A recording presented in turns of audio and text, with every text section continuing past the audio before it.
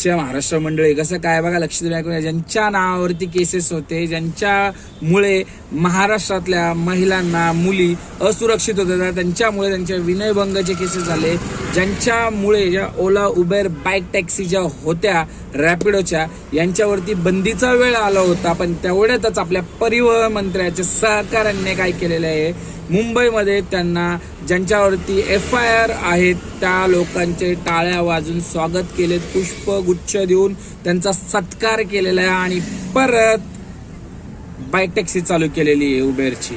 तर लक्षात ठेवा मित्रांनो, या अशा दरवेळेस आपल्या पाठीमध्ये कचाकच घुसवायचे कामं होणार आहेत आणि आपल्याला आपली एकी बनवून ठेवायचं आहे. तर लक्षात देऊन ऐकून घ्या आणि याच्यावरती विचार करणं गरजेचं आहे. तर बाईक टॅक्सी हा आपला आधीपासूनच विरोध होता, आता पण आणि पुढे पण राहणार आहे. आणि ही बाईक टॅक्सी महाराष्ट्रातल्या महिलांसाठी असुरक्षित आहे. महाराष्ट्रातल्या काय, भारतातल्या महिलांसाठी प्रत्येक जागी असुरक्षित आहे. तर यासाठी आपल्याला थोड्याच दिवसामध्ये आंदोलन करायचंच आहे. पण तोपर्यंत हिंदच्या महाराष्ट्र.